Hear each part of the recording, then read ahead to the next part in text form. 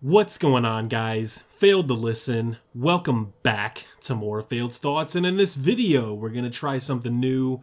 Maybe turn this into a series if it goes well and you guys enjoy it. Even if you're a console-only gamer, you can get an idea. And I know some of you guys, maybe you don't always admit it, and some of you have actually asked in the comment section before about PC gaming.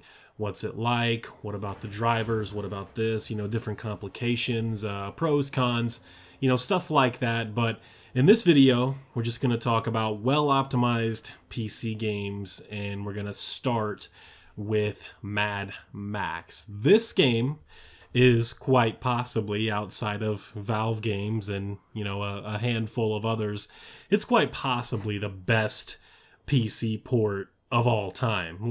This game runs on toasters. I don't want to say toasters. That's more reserved for the Valve games, especially the older Valve games, but it runs on pretty much anything, mid-range, even the low-end stuff. You can probably get 30 to 45 frames in this game. It depends on what you want and what you're satisfied with. It's got a whole crazy list of options and features that you can turn on and off.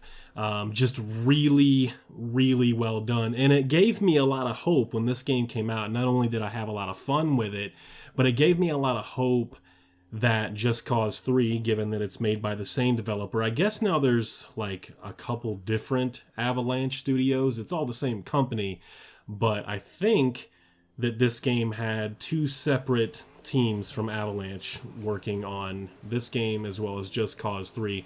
I don't know what Just Cause 3 plays like now. I hear still not very good on PC. Obviously, it's probably better than the console versions, but I don't think it's anything close to being as well done as Mad Max. This game is...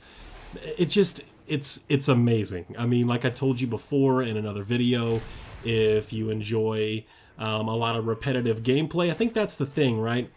Most games, in my opinion, become repetitive at some point. It's just a matter of, do you like doing those repetitive things? And I did. And Mad Max and Assassin's Creed games, things like that, I usually do enjoy doing a lot of that same stuff over and over. And I don't think that you can go wrong. I think the minimum requirements for this is a 660 Ti or something, and the recommended is a 750 Ti or a 760 as far as the GPU.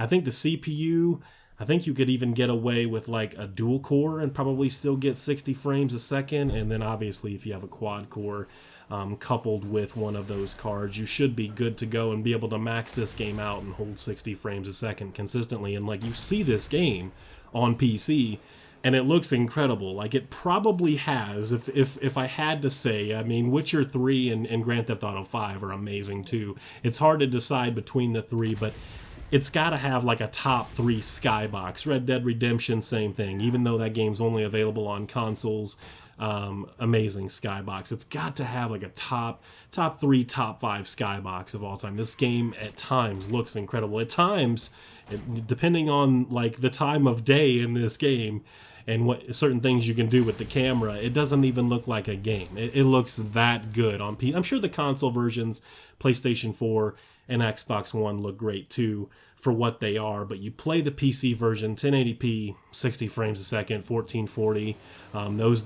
This game is probably one of those that it's not too difficult to reach 4K and it still look... Even on my 980 Ti, I can downsample at 4K and still hold 50 to 55 frames or something. So it's very well optimized and it looks great. This game, on top of having one of the best, maybe the best skyboxes ever, the explosions in this game are almost second to none. I think this Avalanche team has given us the best explosions in video games, possibly. GTA 5 looks good too. I brought up The Witcher 3. There are some explosions in The Witcher 3, but they don't look all that fantastic.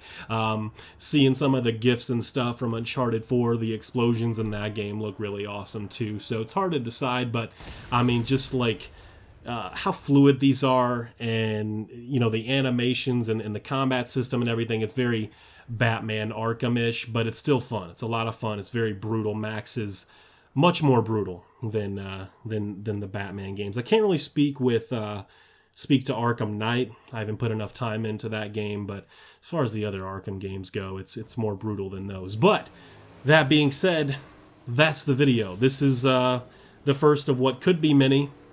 Mad Max is a very well-optimized PC game, and I think it's a great game. If you can get it for anywhere from like 15 to 30 bucks, I think is a steal for this game. It's a great experience. So thank you guys for watching. Second video in a day. You guys take it easy. Have a good night. Peace. Saint, why do you not speak?